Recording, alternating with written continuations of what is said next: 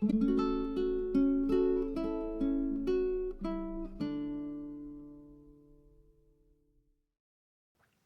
everyone, my name is Nithya, and you are at my Flosstube channel, Daybreak Stitchery. My pronouns are she, her, and this is a channel all about cross stitch.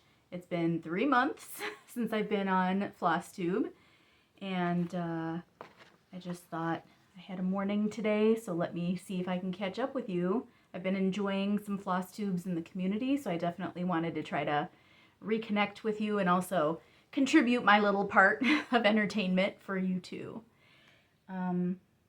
This will be a little bit unconventional because 3 months worth of stitching for me is a lot of stitching. So what I think I will do is show you some of my finishes. I have a few, and then we'll chat along the way.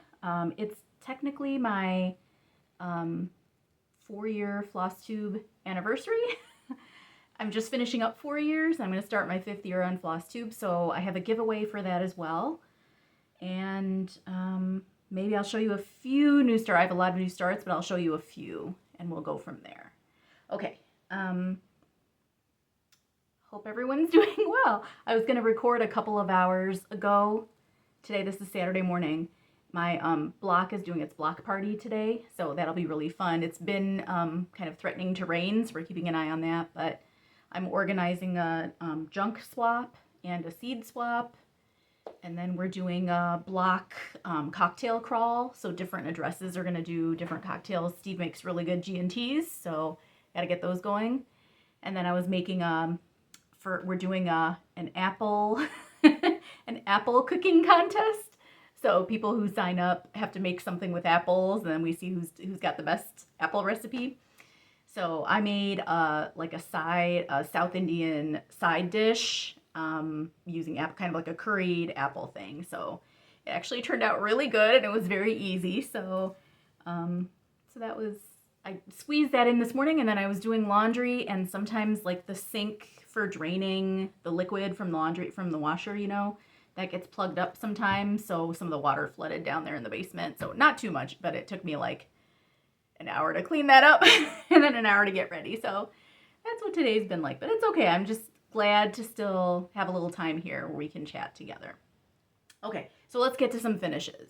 So first up, there's so many. Okay, let's start with this one. So I had joined in to EJ from the Sunshine Stitchers, set up the Bake Me a Quaker sale with using 1 Dozen Quakers by Rosewood Manor. And so I have finished it. So here's what it looks like. I'll just kind of pan over it a little bit here so you can see. And the original pattern has numbers in it, numbers 1 through 12 on it. I'm not much of a number or letter stitcher unless it's part of a message. So I filled in those spaces with more of the tiny motifs. So most of this is stitched 2 over 2, but a few of these, like this little one here and these little ones here, those are stitched 1 over 1 so that they appear extra tiny. So I just filled in some of the gaps with a few extra 1 over 1 motifs, and I'm calling this one a day. So this is on a tote bag from one of the big box stores, and I just noticed you could stitch into it, so I did. And it's using floss from Stash. So I don't know if I'll actually use it as a tote bag because it's not a very strong tote bag. I may go ahead and frame it. I think it'll fit in an 8x10 frame. Or I may just like hang it up and use it for storage, like store yarn or something in it and just have it like on a shelf so that you can see the stitching. We'll see. I'm pretty happy with how that one turned out. It was really fun to stitch, and it's very quick to stitch. Some of you who are quick stitchers and like a little bit more monogamous stitchers than I am, you could probably start this now and still finish by the group who's stitching this was trying to finish by this year. It was going to be it's a 13-month stitch along that started last December. So I think if you haven't started it and you wanted to start it, I think you could start it. If you're not in a hurry to start it and you'd like the pattern, let me know. Actually, I can make that a giveaway if you'd like, or just like message me, and if there are more than one person who asks for it, I'll do like random comment picker. But the pattern is 1 Dozen Quakers. So if you'd like it, I'm ready to pass it along to somebody. So let me know. I just won't be able to get it to you right away. So if you're okay with getting it like within the next month or so, then let me know in the comments and I can get it to you. Okay, next up is, let's see, hang on one sec. I want to adjust temperature around here. Be right back. Okay, thanks for that.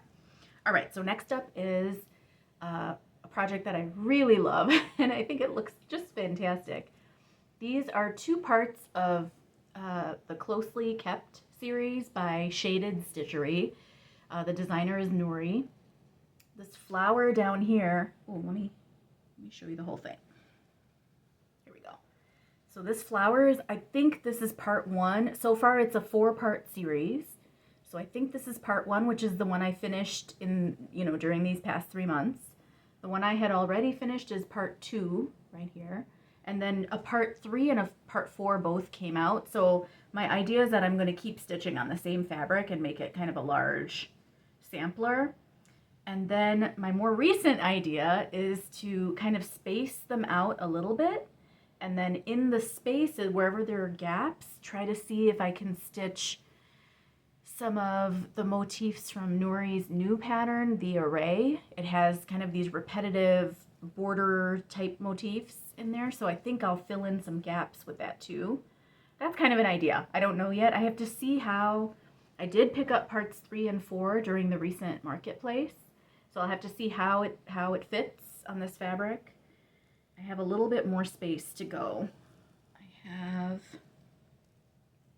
This is how big it is. So I have a lot more space to go. So I may also just message Nuri and see if she's thinking about more parts of this series. I really love it. It's very pretty. It's based on floral motifs that are inside the cases for tin types. And I think she's picking them up she's finding the motifs or the photographs of these things from different history museums, or it could be the African American History Museum, the Smithsonian in DC. I can't remember which museum it is, but these are all museum pieces that she's studying to come up with those motifs, and they're beautiful. Okay, next up is something I'm so happy to show you because it's a pattern by my friend Sarah, who's Mod Cross on Etsy. And this was so cute and so fun to stitch. It's called Pins and Needles. There's a little monster, Frankenstein's monster there, and then the needle and the pins are all stitched in petite treasure braid, as well as his eyes, but that's a little bit harder you're not seeing the sparkle in his eyes. But this piece of fabric is a 20 count Aida from BeStitchMe, but I don't remember what it's called. It was a gift from Sarah. Back when I saw her in February, her sister arranged a surprise stitchy weekend that I was able to join in on. It was really nice, and Sarah actually gifted me something at that time, and I love it. Sarah, it's been so nice to be able to stitch on this, and I don't know what to do with it now. I feel like it lends itself to a pillow and maybe stick some pins in there, so we'll see. And then Sarah, your gift just keeps going because on the back of this, so this is like a fat eighth, or maybe like a scrap of some kind. It's kind of an odd size, but it's really long. So on the other side, I'm stitching on Victorian License by Ink Circles. This pattern I picked up when I was with the group, when I was with Sarah and Julie and Marion. This is so long ago now. In July, we were able to see each other and spend a weekend together. So we did our usual retreat. It's our second time. And we do a retreat, meaning we rent out an Airbnb, which makes it very affordable, and then we try to arrange it near a shop, usually BeStitchMe, and this time also Beautiful Stitchery. And it's just a weekend of chatting and stitching, and we do all of the things that you do at retreats. So we set up a brag table, we have giveaway piles, we gift each other things, and then we just spend a lot of time together stitching. So it was really nice. And I picked up this pattern. I think this might have been, both Marion and Julie participate in those round robin stitch alongs. So I think this is like a completed pattern that Marion was done with from one of those. So the floss is a Mose Sale silk that Julie gave to me as a gift. Thanks, Julie. And so it's looking nice. It's like a variegated teal. She asked us all for our favorite colors way back when, and then she gifts us, she knows I like teal. So that's a 20 count Aida. I want to show you again the coverage. The Mose silk coverage is really nice. So it kind of has that sort of carpet or tapestry feel to it. I really like that. It's interesting, Mose Sale silk, because before that I've stitched with Silks for You, and I usually use 2 strands of Silks for You on like an 18 count or 20 count. The Mose Sale is really thick. It's like the sulky of the silk world, I think. It's a very thick strand, and you only need 1 strand, and it has a little extra poof to it also, so it really covers each stitch really well. Okay, next up is a surprise start and finish from July. I just sat down for a week and did it. And it's from the, do you recognize this gentleman? This is a character named Jean-Luc Picard, and he's from Star Trek Next Generation. And this is from like the Star Trek Cross Stitch book. There's only one, I think there's one big one out there. And I had taken it out from the library way back when and figured out, yes, I want to do some of these patterns. But actually the one I wanted to do, I'll grab it. It's right over here. It's the LCARS, the Library Call and Response System. It's like the screens that are, when you're watching Next Gen, it's the screens that, the terminal screens that they're working on. So when I first saw this book, this is the one that I wanted to stitch, but I didn't have any black Aida. You're seeing bits and pieces of it now. What happens on the holodeck stays on the holodeck is what it's going to say. But so I did not have any black Aida at that time, and this summer when I was at Beautiful Stitchery with the crew, they had just plain Zweigart black Aida, so I got a piece of that. It was pretty stiff when I picked it up. I ran it through the washer perfectly fine. So now it's comfortable to stitch on, and so I'm working on that one. So, but I only got 1 piece of black Aida, and actually then when I checked the book out again to work on this piece, I saw this Jean-Luc pattern. I thought, oh, that would actually be really lovely too. So I just grabbed a dark fabric from Stash. I don't know what this is. I think it's a color in cotton. It feels like a color in cotton. But anyway, I just figured it's dark enough, and you can still, you know, see what's happening here. Isn't it kind of incredible that with only 1 color, there's so much definition created? I think it's a pretty spectacular pattern, really, the way that it's charted. It's so recognizable. This is to commemorate, I wanted to do these patterns this year because Steve and I have been rewatching the entire, so we're big Star Trek and sci-fi fans, and we've been watching the entire Star Trek franchise in like chronological and timeline order to where the show goes. We started way back when. We were watching Enterprise comes first. I'm not a fan, but we sat through it. And then what comes next? The first season of Discovery, and then Strange New Worlds. And then we're in the original series right now, which is my first time watching the original series. I'm not a huge fan, but again, I'm just I'm watching it for the experience, and I'm basically killing time until Next Generation comes around. But anyway, I thought that would be a nice way to commemorate this year. We're enjoying the stories, and so that's been good. I want to finish the LCARS this year if I can too. Okay, next up, you won't believe it, but I'm gonna say. I'm just kidding, okay? But I'm going to say that I finished a 2025 Modern Folk Embroidery Stitch Along because I finished a small. The 2025 Stitch Along is already out, the annual Stitch Along, and this year it came with a small. And originally I was going to stitch the big one, and I was going to kit it up when I was with everyone this July. And then I thought, wait a second, what if you just try, I'm notoriously struggle with colors when it comes to modern folk embroidery pieces. I changed the Fruits of Plenty stitch along, which I've probably started and stopped like 7 different times in 7 different colorways. And I finally settled on one that I like, but even though I don't go back to it and stitch it. So I just thought, start with the small one, get your colors down, and then you can think about if you want to do the larger one. So it all happened at Beautiful Stitchery. They had this color of, picture this plus.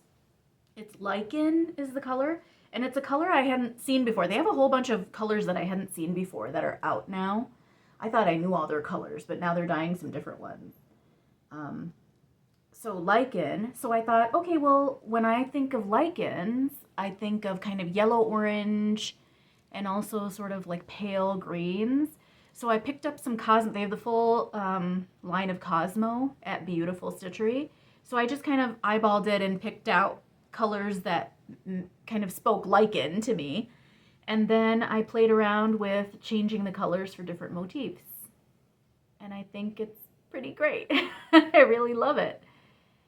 And now I kind of want to do the large one. So I'm wondering, I may try to get another piece of lichen, but maybe a 28 count linen and see if I can do a 1/1 and then use the same color palette. I'm leaning kind of towards that, although with large sals, usually 8/0 works better for me. It stitches up faster. But I really fell in love with all these colors. And I will put the colors in the description below. I just don't have a, do I have them? Hold on. Oh, I do. 826, but I don't know which one is which. The Cosmo colors are 826, 674, 822, and 684. I have a feeling that this darkest one is the 826. It's a beautiful color. It's now my second favorite green from Cosmo. Cosmo's 538 is a deep, deep green, which I'll show you probably in a little bit. That's my favorite green. But this one, this like brownish green is kind of nice too.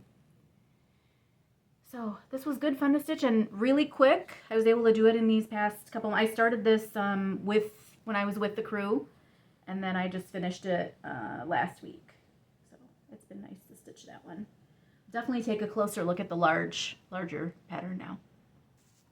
Okay, next up is also kind of an unexpected, like an impromptu stitch.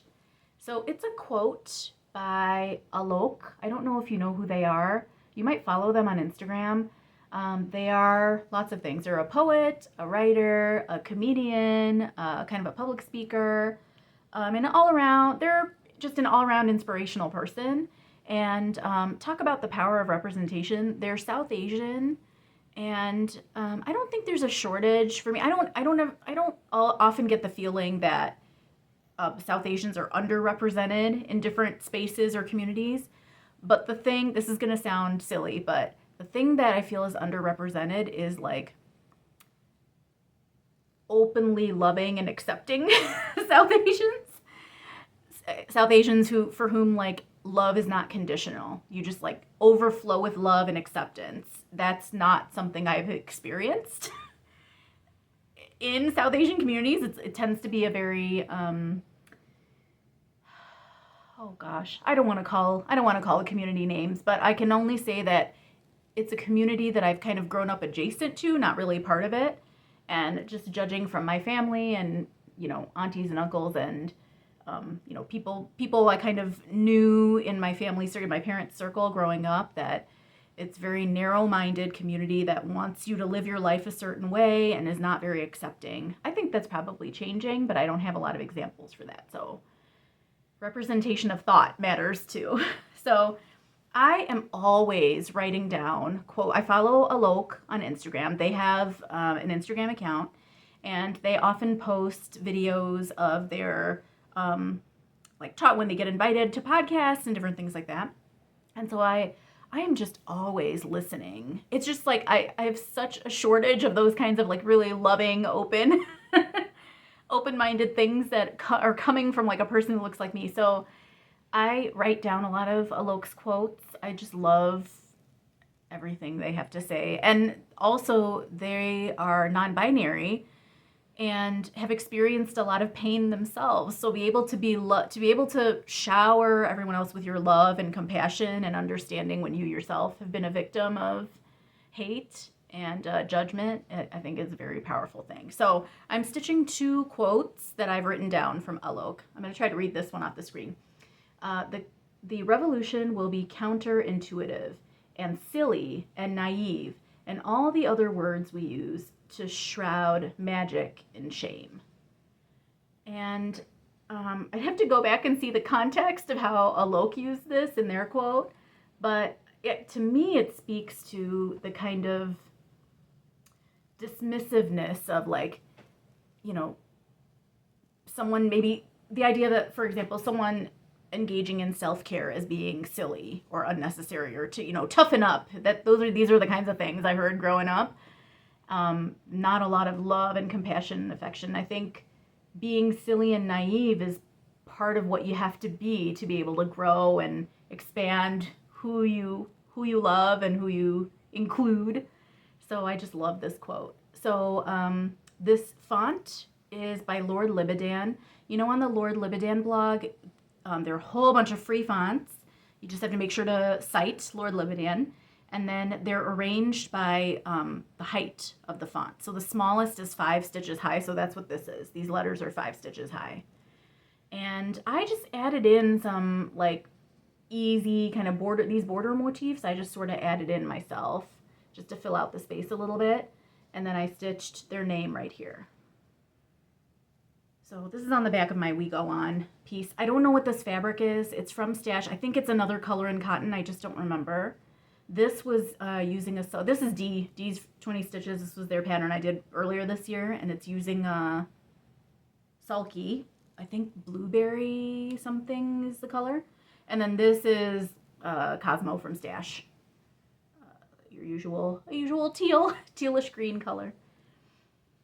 So that was a quick stitch. I just started that like last week and finished that up, but it really spoke to me. I have another quote I'm working on too. I just have like in my memo app on my phone, I just have a stream of quotes by them that I can kind of look to whenever I'm feeling a little down or blue. I feel like I have to like accumulate my list of, like, this morning I was not in the spirit to do this video. I'm going to be quite honest. This morning I wasn't feeling it, and there have been so many weekends that have gone by where I just kind of feel blah, and I don't feel like I can muster up the energy and like the joy. Everybody's Flosstubes are so joyful, and I'm just not feeling that like unabashed joy.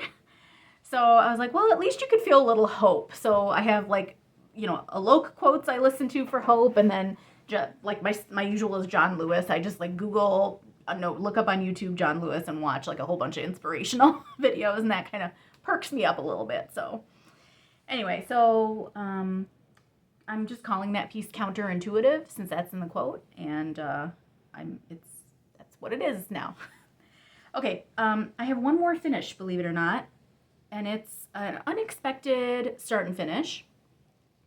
So I virtually attended my last Embroiderers Guild of America meeting, and at each meeting of our chapter, they try to have, like, they do the business meeting, so they talk about what the chapter is up to, you know, what are the finances, what programs are coming up, what initiatives are going on, and then, and all the, officers report out, and the members just kind of listen. And then they try to have a program. They take a little break, and then they try to have a program where they teach something.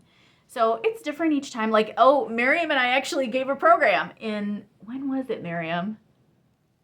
It was July or August. I don't remember now. But they wanted us to do a program on Flosstube. So we actually talked about Flosstube, what it is, how do you get involved, why would you want to do it, how do you interact with people on it, and just kind of an overview. And people loved it. The members were so nice. They were like really engaged and listening. They were kind of stitching and listening and asking a lot of questions about it. And it was like a really nice session. And so they're not always about that. They're usually like teaching a skill.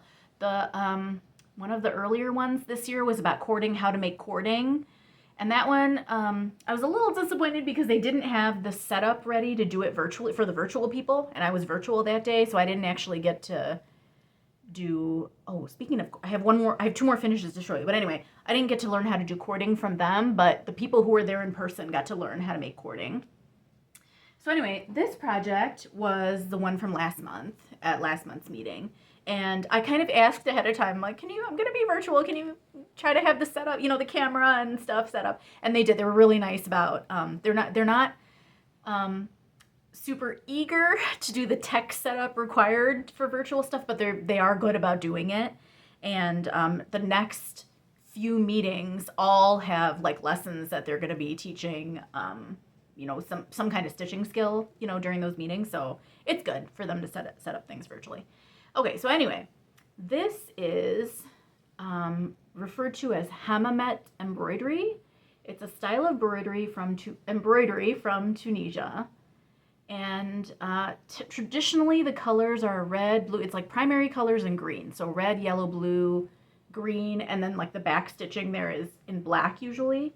I didn't have those colors quite ready for me. I was set up in the basement and I hadn't gotten everything together. So I just grabbed, like I have this bag. It's like the bag of stray DMC that still needs to be organized. And then like some Cosmos are in there and just some random like one-off flosses are all in there. So if I need to really quick grab and try to play with colors a little bit, I'll grab colors from that bag. So I just grabbed these.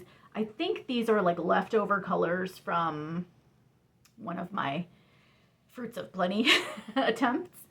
But anyway, it's 3 colors of teal and then like a wine burgundy color for the back stitch. And few things. So Hammamet embroidery. Hammamet is a town in Tunisia.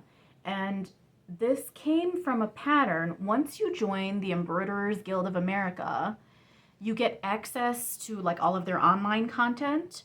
You have to be a member and pay membership dues first, but it's extraordinary what they have access to. Like lots and lots and lots of projects, videos, and then you get access to courses as well. And then things like this. This was what they call a petite project. They have a whole series called Petite Projects. So just like quickies, basically, you could do like within a couple weeks. And so that's what this was.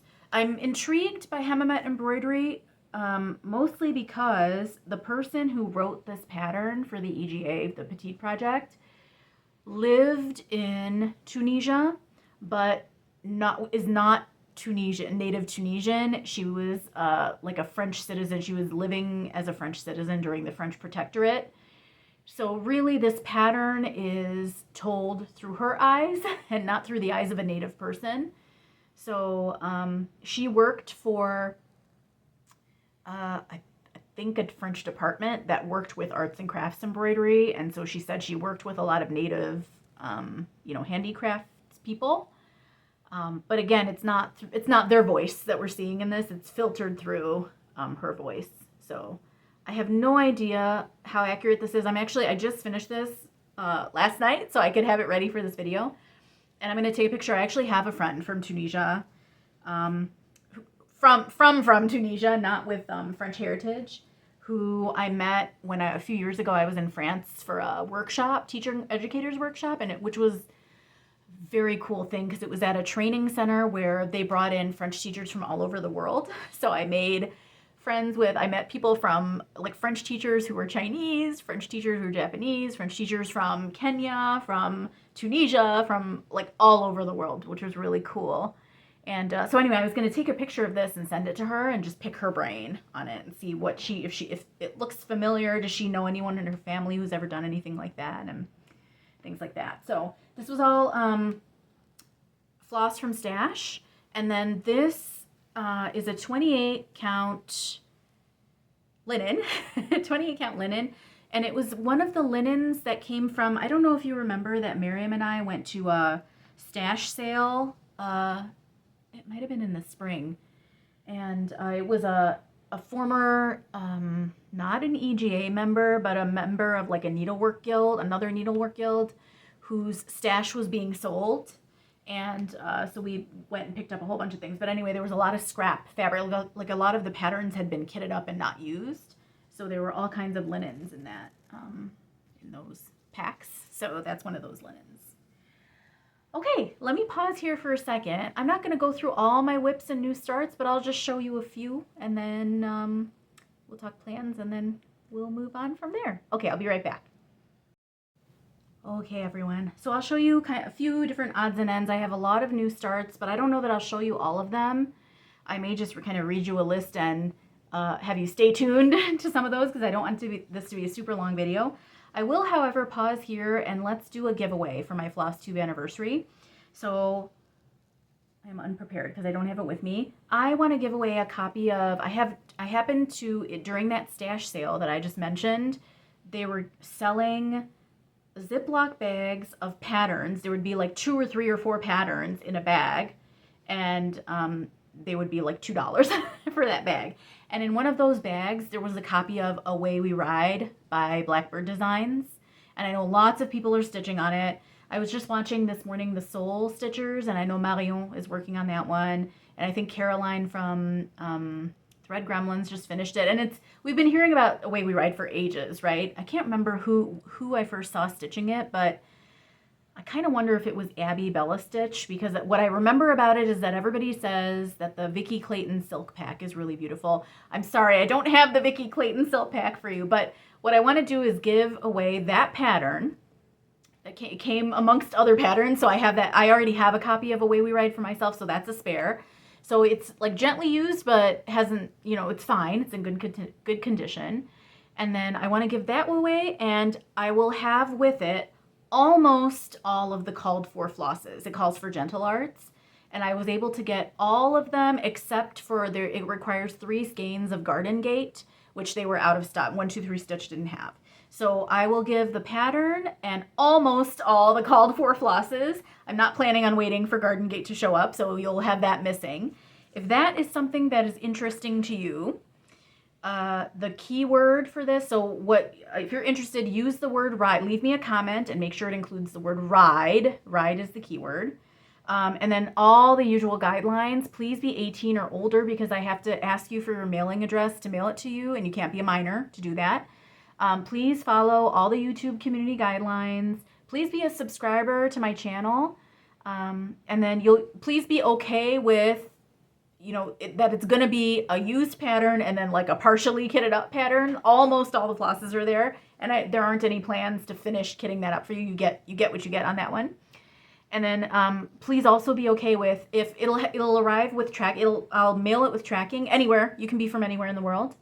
But if it gets lost or misplaced, there won't be a replacement or like a reimbursement or anything like that. You just we hope for the best on what will happen with that. And then please no mentions of the word giveaway, winning, contest, or anything like that. It attracts all the malicious bots to our comments. So if you're interested, again, the keyword is ride on that. And then the other thing is I want to try to end this because I don't know when I'm going to record again. But I do want you to be able to get this pattern like within the next month. So I'm going to end this giveaway on October 15th at 11:59 p.m. Central Time Zone. October 15th, 11:59 p.m. Central Time Zone. So if you'd like to enter by then, and then I will just do the random common picker in those next couple days after that. And I'm going to ask you, one of you will probably help me, but I've never made a community post before on YouTube. So I will handle all of that contest stuff via community post. So if you hear from me, or if you don't see, maybe I'll probably also comment on your comment if you're the one who's selected. And it'll probably say something like, I've got Away We Ride for you. I need, I don't know. We'll have to find a way. I'll probably maybe do my Google form. I had a Google form for a while to collect addresses for mailing stuff. So I'll probably have you fill out that Google form or something like that. But we'll worry about that once you win. So again, the keyword is ride. And then you have until October 15th, 11:59 p.m. Central Time to subscribe and leave your comment. Okay. I forgot about 2 finishes. I'm going to throw in pictures here. These were gifts. I don't have them in person. They were gifts for Sarah's parents when we saw them in July. Actually, the first time I got to hang with Sarah's mom in February for her birthday, right after this visit, Sarah's parents are so nice and generous. They're just loving, generous people. You feel like part of their family when you're with them. And after February, I just thought, I want to make something for them. an incredible, Sarah's mom is an incredible quilter. That home is filled with breathtakingly beautiful quilts. And I'm not a quilter, but I'm a stitcher, so I wanted to stitch something for her. And then I made something for Sarah's dad as well, so he wouldn't feel left out. So I made, for Sarah's mom, I finished the Spring Sunshine piece. I'll throw a picture up.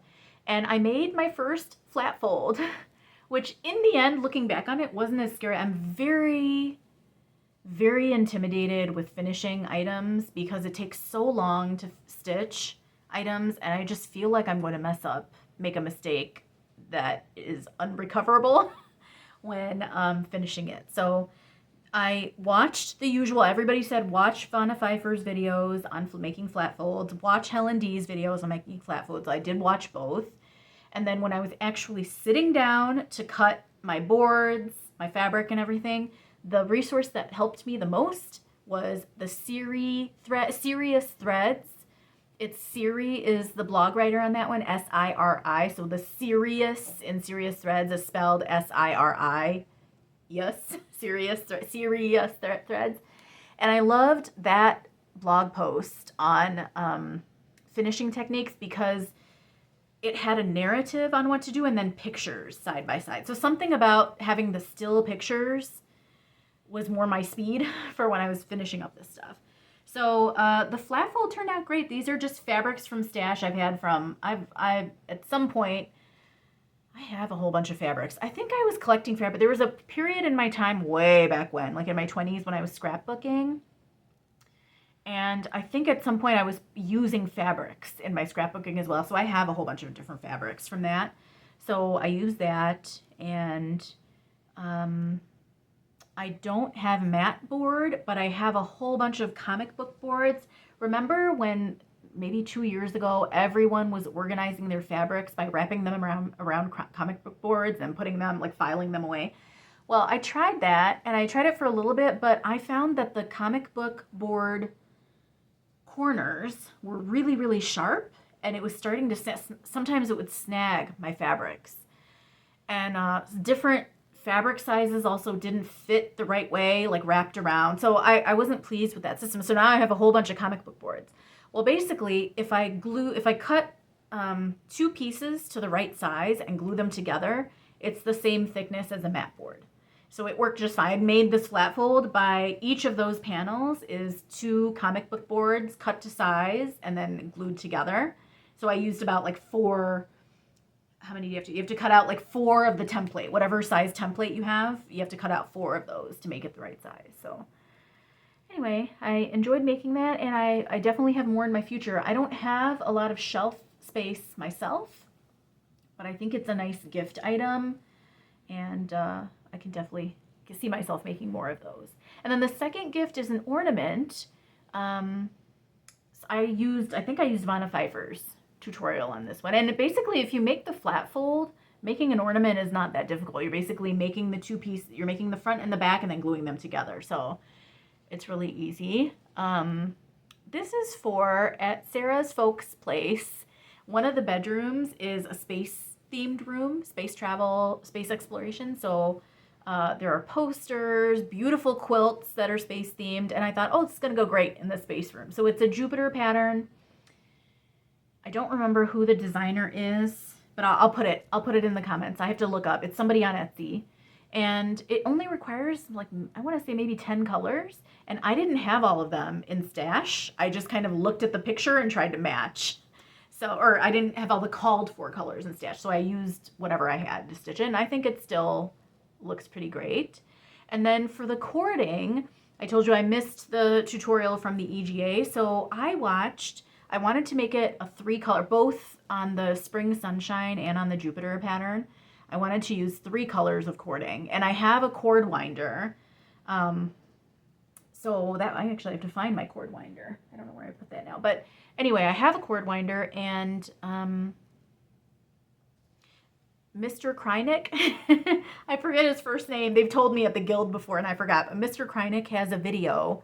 Like, he has lots of video demos on YouTube, but one of them is at an expo where he's having audience members who are watching his demo help him make a 3-color cording. And long story short, it involves twisting 2 colors first, holding them taut, and then having a third person hold out the third color, and then you twist that, and then you let go of all of it, and it all kind of twists together. So Steve helped me with that, and that was really fun. And I could see, I think something that would be really fun to do if you have a lot of cross stitchers near you would be like having a cord making party. Like everybody just bring their spare skeins of stash, like your kind of one-off colors that you don't know what to do with, and just like make a whole bunch of cording and then just kind of see what it fits with on projects. I think that would be really fun. And it would have been kind of nice to just have cording ready to go on these projects. It like added another layer of steps to make the cording on the spot. And it does match perfectly because I used colors from the stitching to make the cording, but I think it'd be really fun to have a gathering where everybody just makes different cool colors of cording together. It's really easy and fun to do. So anyway, those were the last 2 finishes. Okay. I think what I'm going to do, I'm not going to show you everything, everybody.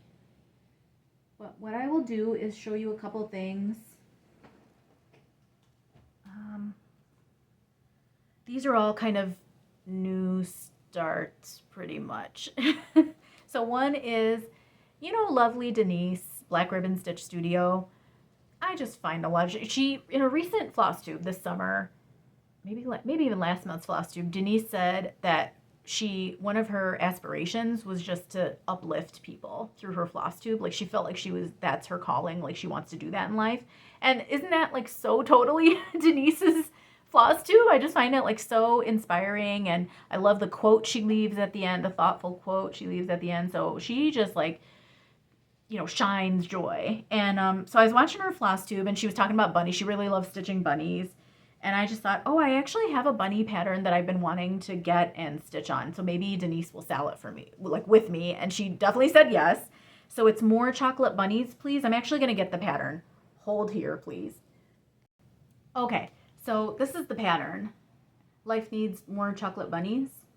And I just thought it was so cute. Like the ears on those bunnies are very cute. It has buttons as tails, and the carrots are so pretty. This is my first year growing carrots, so I'm kind of drawn to carrot patterns too. So I just messaged Denise and I just asked if she'd want to stitch it, and she said sure. So I picked up the called for sulky. There's a sulky pack for it, and I picked that up. And my very first reaction was that I was a tiny bit disappointed, because in the picture, look at how dark brown the bunnies are, and the whole thing really, like all this brown and the wording and everything. And the actual color is much lighter, but in the end, it's a really beautiful.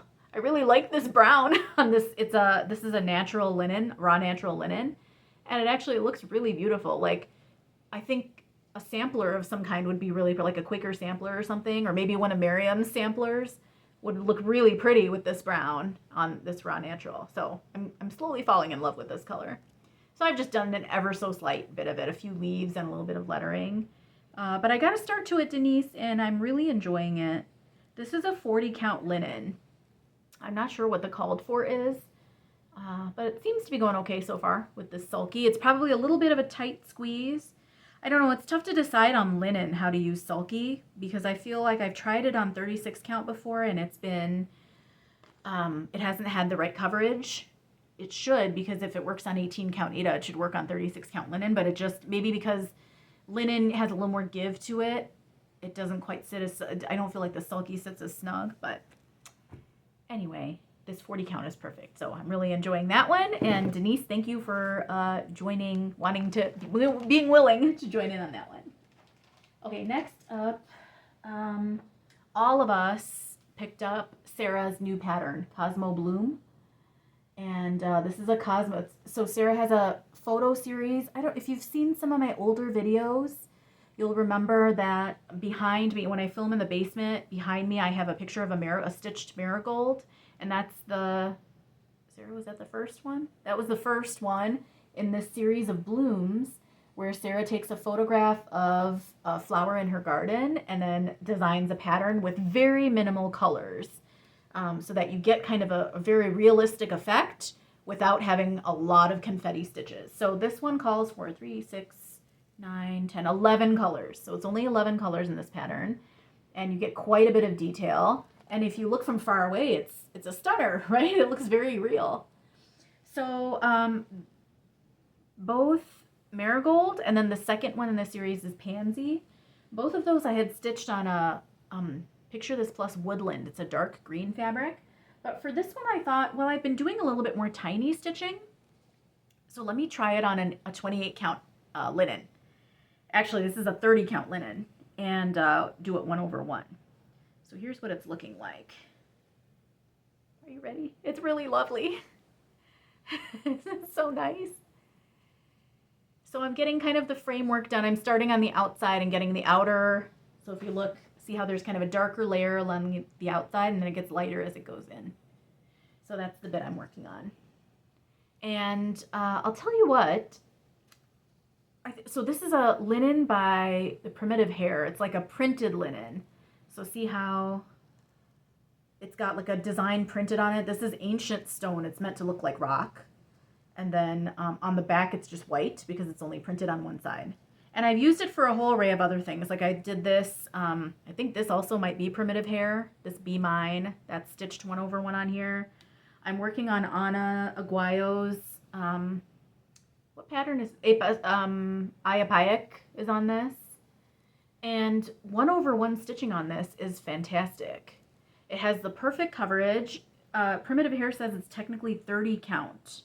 So it must shrink a bit, you know, in the printing process, printing and dyeing. And it just ends up working beautifully for full coverage. So I feel like I'm kind of channeling all of those full coverage stitchers who stitch 1/1 on 28 count. That's what it feels like a little bit. This up here is an old version of Ayapayak that I was trying over 2, and it was turning out to be a very big, bold pattern, and then I switched it up for the 1/1 version. So now I just kind of, this fabric has become just a patchwork of different things. Like I tried to do some experiments with Marion's Yalda to Nowruz Sal on here. I was trying to not only stitch the motifs, but also fill it in. And I just kind of, that's not a new start, it's more of an experiment. I just wanted to see what it looked like doing that. And then, do I have anything else? I tried a monochromatic version of Yalda to Nowruz up there. So it's just been, this has sort of become a sketch pad of sorts. And whenever I find a little spot, something that will fit in a little spot there, I've been working on it. So Sarah's flower will fit perfectly on there. So very excited to be working on that one. It's a fun pattern, Sarah. It's going great. Okay, I'll show you a little bit of something from, I feel like there's another Sal I want to show you. Hold on a second here. I'm going to check my notes. I worked on Quiet Strength. You know, it's that black and white full coverage piece. I don't have it here to show you. I didn't take that out. Oh, I'll show you Stitch for Pride. So I gave in and started the spot sampler for Stitch for Pride. So that's by Dee's 20 Stitches. It has monthly installments that are all dedication, like they have learning pieces and then stitched patterns that are, or patterns that are dedicated to artists from the LGBTQIA2S+ community. So you learn about them and then you stitch a motif kind of inspired by them. And you can stitch them on, most people are stitching them as one big spot sampler. So each month's piece goes on one sampler. I've been doing them separately and making them into smalls. And then I finally gave in and wanted to do the spot sampler because I'm tired of looking at everyone else's and loving it. So this is on a piece of Mountain Air fabric. And it's called Autumn something by Mountain Air. It's a 40 count. It's 40 or 36 count. I don't remember. And this is just a dark blue from Stash. And I'm stitching it monochromatically, but I'm going to stitch it on this variegated, or not variegated, what do we call this? Mottled fabric. So you'll recognize bits and pieces of it, like the Keith Haring piece is up here. Yishai Garbaz is up here. I wrote down the pronunciation of this month's installment. Hold on. Lehua Wakea. Lehua Wakea. Lehua Wakea is an artist from the Pacific North, no, from Hawaii and a Pacific Islander. And they've got some interesting videos on YouTube about their work too. And so this triangles piece is shark teeth. That's a reference to their work. And then you'll see a little bit of the Susan Shi piece coming in here, the Sriracha bottle. And then this month's installment, I have to look up who the artist is. Or no, is that this month's or last month's? There's a woman from Afghanistan. Or it could be a non-binary person, I'm not sure. I need to do the learning bit of that part. So I haven't done much with that yet. So anyway, I'm doing the spot sampler too, and I really love it. And I'm excited to finish that whole piece. I think it'll be really lovely. This, I've gotten to, well, I don't know how far it's going to go. I don't remember. If there's going to be, if this, I don't think this is the end of it. I think more pieces will come in on this side too. I can't remember exactly. It's the other side of this fabric I'm using for a work basket pattern. I have a pattern called Tulip Mania. Do I have it over here? I'm going to grab it. I'll be right back. Okay, so this is a work basket pattern called Tulip Mania. And it's just primary colors, and it's all these different tulips. And I really love it. There's sort of each one is a kind of mini full coverage. You stitch all the whole motif. So here's another view of some of all these. Aren't they pretty? So I just grabbed a whole bunch of reds, yellows, and blues from Stash and put them all together. And I'm gonna see, I don't know if I'll do the whole thing, but I'll do as many as I feel like and see how they turn out. So I just barely got started on one of these. So here's what it looks like so far. So it's kind of cute. I like the brightness of the colors. I'll have to keep track. I'll have to keep a list of which colors I'm using for which motifs and go from there. But so that'll be fun. And I kind of feel like this fabric is enough of a contrast, and those like bold motifs will stand up on it, and it'll tap into a little bit of the like reds in this reds and kind of orangey yellows in this pattern too. So that's the work basket, and it's called Tulip Mania, and that should be fun. That should be a fun one to do. Okie doke. I will show you another pattern that is actually Miriam's pattern. This is called the Hope Sampler. So this is one of Miriam's fundraiser pieces for Palestine. So you're not going to see very much of it because I can't get very close up, but it's a red, green, and black are the called for colors. And it's a tribute to Mahmoud Darwish, who's a poet, Palestinian poet. And so I'm stitching this 1/1 on, I think it's a 28 count. And I think this is fabric I got from Julie, Sarah, and Miriam as a freebie. It was one of the giveaways in the giveaway stack. And just using some colors from Stash, and I started that. And for usually when I stitch on Palestine stitching, I'm still writing to my reps. That's still a thing that's happening. You know, it doesn't feel like there's much movement when you write to your reps, but I was just watching John Lewis this morning, and he said you have to be persistent. So that's what I'm doing. I'm being persistent. And one of my senators, so both my senators occasionally respond to, constituent communications. I've been asking for, the usual ceasefire and now an arms embargo, like stop military spending, and for dropping bombs overseas.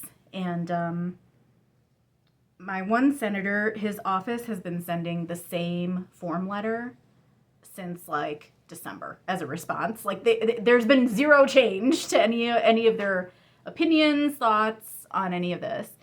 But my other senator hasn't changed her mind, but her communications have changed quite a bit. Like I got the latest response from her office.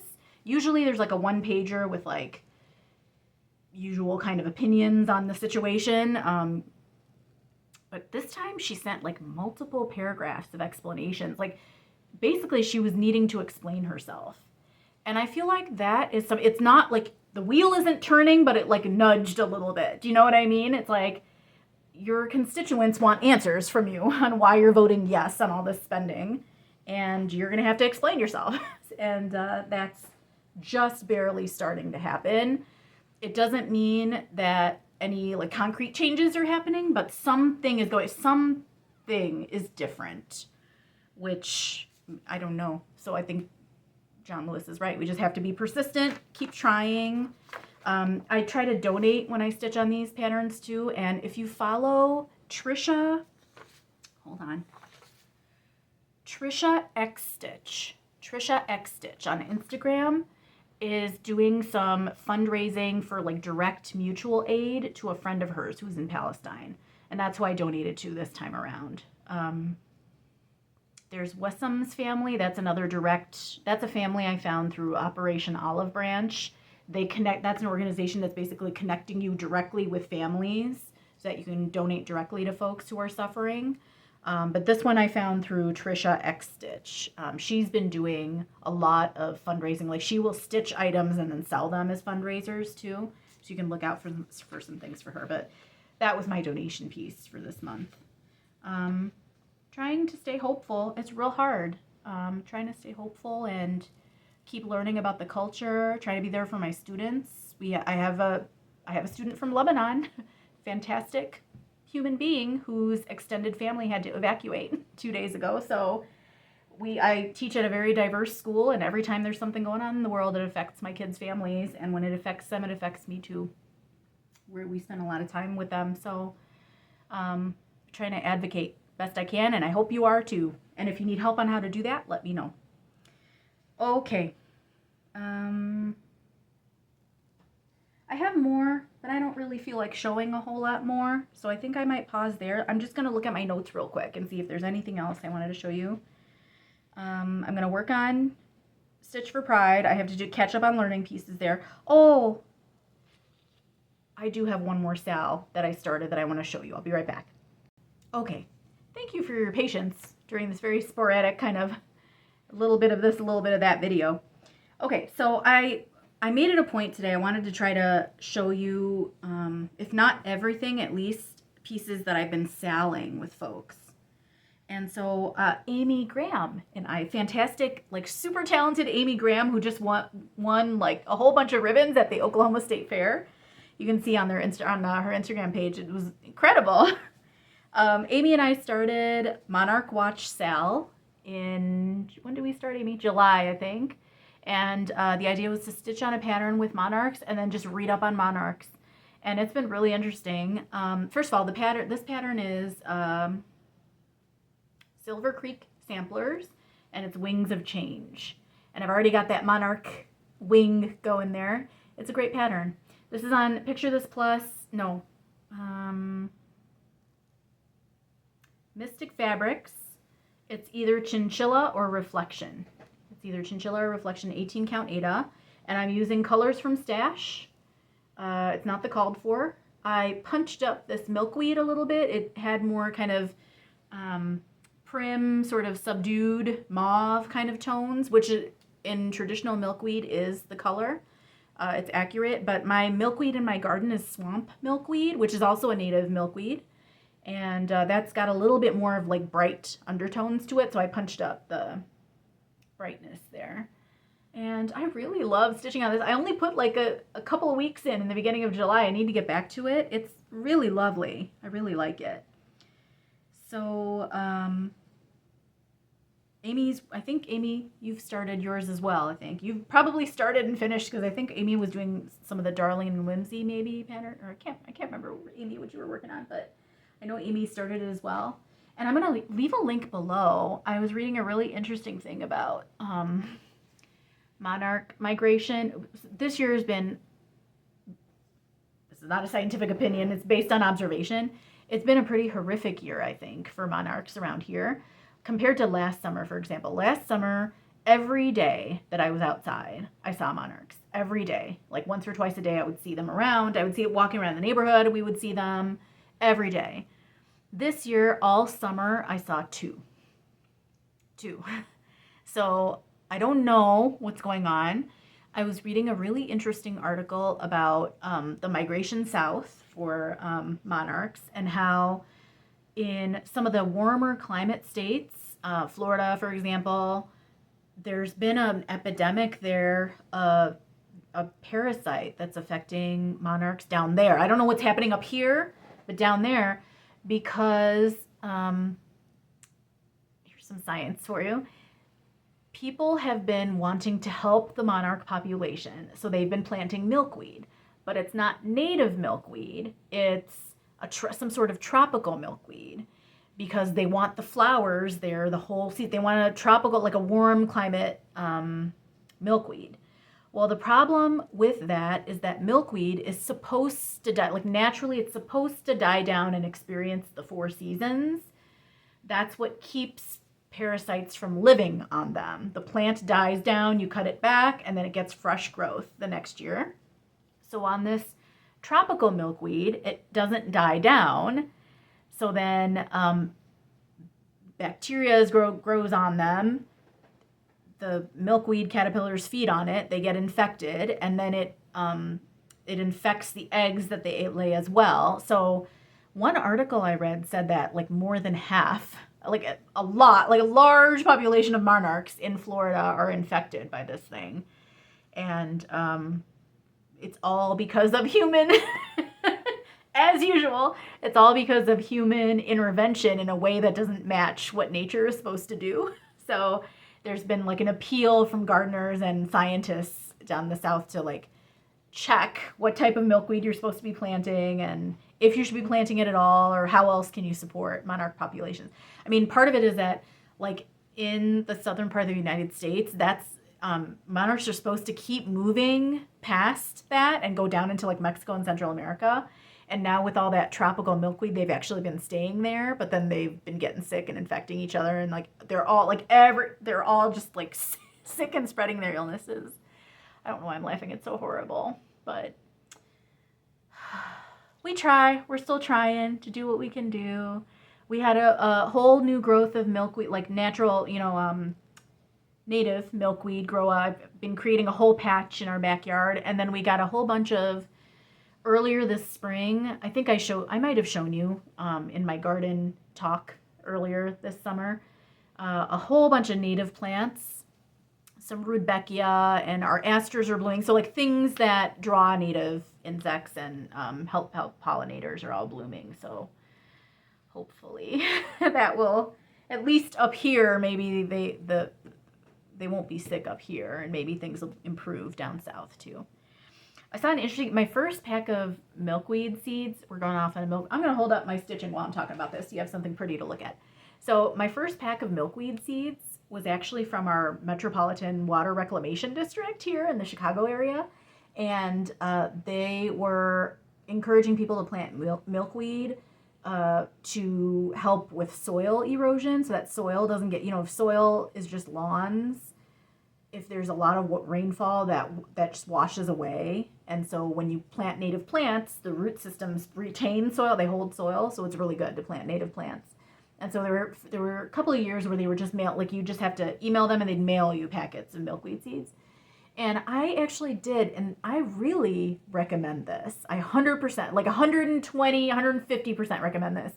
Our Water Reclamation District does a virtual tour of like the entire, it sounds gross, but it's not at all. There's nothing disgusting about it.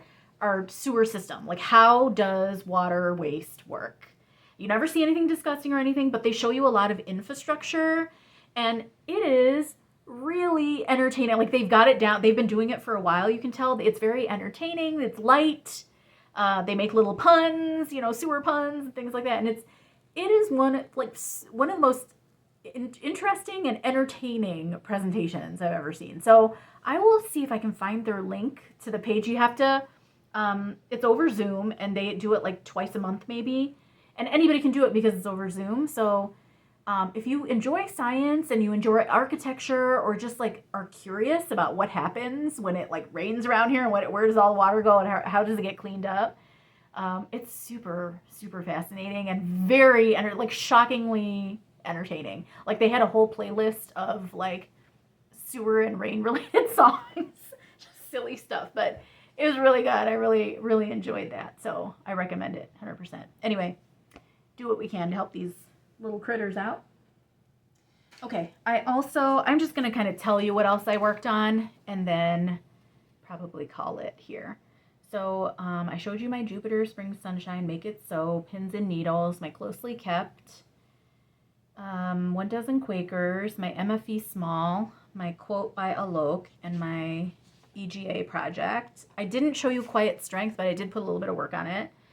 I'm doing some gift stitching I can't tell you about. Stitch for Pride, I started the sampler. Wings of Change. I'm doing a second quote by Alok as well. That one I'm stitching entirely in Petite Treasure braid, so it's all sparkly. I'll show you. Hopefully I'll finish that for the next time I record. I'll show you that one. And then I started both Marion and, oh guys, I have no idea where it is. Both Marion and Sarah's Halloween smalls in the Just Cross Stitch Halloween issue. They both had patterns in that one. I'm not sure. Sarah's definitely I'm going to keep going with because it looks good. It's 1/1 on 28 count. It's on a Picture This Plus Haunted. It looks good. Miriam's I'm having trouble getting because it's like hers is an owl with that moon in the background. And I can't figure out what color fabric I want to do it on where both the light color moon and the dark color owl show up. So that's going to be a work in progress. Thinking about that one. Victorian License I showed you. Thread Gremlins enabled me to start. You're going to shake your head. Just do it. Just shake your head at me. I started the 2018 Modern Folk Embroidery Stitch Along. It's the Seasons one that Caroline is doing. Both those, not Amy. Help me remember. I can't remember. There's Caroline, Amy, and I can't remember our third thread gremlin who's super talented. She's really, really talented, does a lot of different kinds of embroidery. But anyway, they're both doing the 2018 Stitch Along, and I've just been enabled. I'm using my favorite Cosmo Green and doing it. I started a Tiny Modernist Halloween pattern. And then I'm also playing around with Quaternion Creations, the Goddesses pattern. What else? Fluff the Dragon. Miriam, I started yours. I'll show you a little bit of that one here. So Steve and I love to, one of our favorite pastimes is to go to garage sales, thrift stores, and like estate sales where they're just like clearing out somebody's, stuff. Trying to sell a home and clear out stuff after someone has passed away. And I'm always looking for stuff there, either craft items or textiles. And I found two vintage napkins that are totally stitchable. I can see the weave in it. So this is one of them. Isn't it wild? And I have a very, very tiny, unrecognizable start on Fluff the Dragon. Fluff is going to be in this crazy pink forest of flowers. I'm going to throw Fluff in there. Fluff is, I think, Miriam's two-headed dragon. I think that's right. And I just used like a very contrasting floss from Stash. And it's not recognizable. This is like the tail end of the dragon, so you're barely seeing anything. But what's interesting is look at how tiny this is. So here's my finger. That's stitch 2/2. This is so tiny. That's stitch 2/2. Oh, that takes me to, besides all the stitchy kindness from Sarah and Julie and Miriam when I saw them, Miriam and I both got to visit with Kaylee Cross Stitch, who is passing through town and met with us for coffee. And Kaylee mailed me, she sends out, if you fill out her Google form, she'll mail out these little tiny stitching kits. She and Nati both are tiny stitching experts. And I got the trick now to tiny stitching. Kaylee uses a beading needle to get into those really tiny stitches. Like my Boan 28 needles are not sufficient for the tiny. She sent me 56 count and 46 count little patches to practice on with some soie sur fine.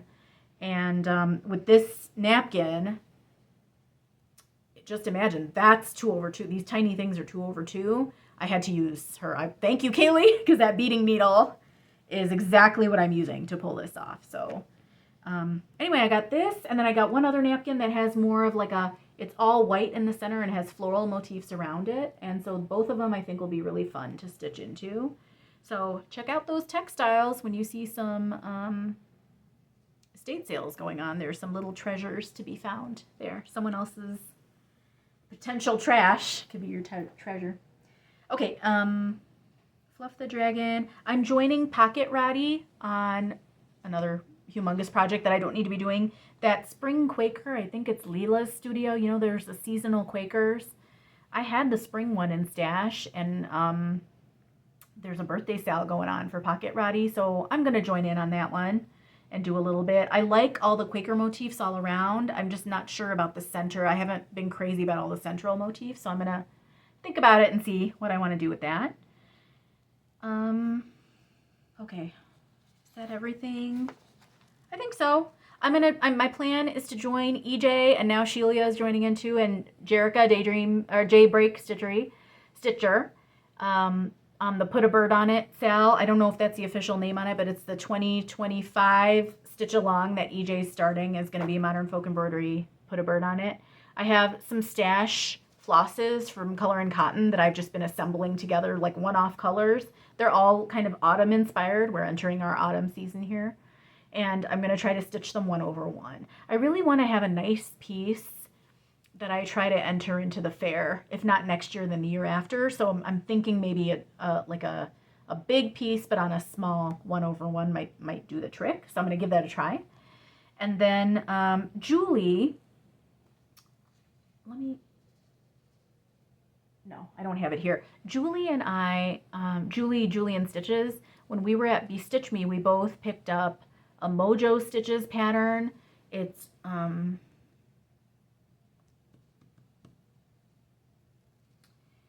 the one with the parrot. It's a bird pattern. It's a parrot. What's it called? It's like Rosie sleeping. Oh, I can't remember it. Anyway, Julie painstakingly at Beautiful Stitchery did the floss conversion from DMC to Cosmo, and then we kitted it up in Cosmo. So she and I will be starting that in October. I think it's Rosie's Resting, maybe? Something like that. But anyway, it's by Mojo Stitches, and we're both going to start that one. It's going to be very exciting. You know, Julie loves to stitch birds, and I like them too. And then I'm starting an EGA course. They do these lightning round courses. So, okay, so they do these course, when you join the Embroiderers Guild of America, there's a whole array of courses you can sign up for. And some of them are called correspondence courses. So, sorry, my battery saver mode came on, which is kind of why I'm rushing through this. But anyway, long story short, I'm going to do a course with the EGA. It's going to be to finish a little scissor keeper and a needle book and something else, pincushion maybe. So I'll be working on that a little bit. And then I'm going to think about plans for 2025. I don't plan much, but I really like all the whip down videos. I could definitely stand to do that. I like all the whip down videos that I think it's Crafty Gaming. Jamie has been talking about it. And then Stitching with Liz I watched, talked about it. And Cross Stitch the Globe, I think they talked about it as well. But they're all my understanding is that the idea is that you organize all your whips based on what percentage you have completed or what percentage you have left on Pattern Keeper, and then you work through the ones that are the easiest to finish, or maybe you work through the ones that are harder to finish and make more of an attempt at them. Something like that. I don't use Pattern Keeper, but I like the concept of pulling out whips that are like maybe halfway done or more than halfway done and trying to chip away at those. Because I've had, during these past 3 months, I've been able to sit for like a week or two and work on a piece rather than like skipping around. That's why I've had some finishes actually. So that's something I might think about. But anyway, I've been babbling. So now I'm going to leave it here. So thanks for tuning in, for listening. Thank you for your patience. I'm still here. I just am not as frequent. And I'll do a better job of reaching out to all of you as well. And I appreciate your being here and listening. Thanks so much. Hope you're finding some stitchy time, and I'll check back in real soon. Bye.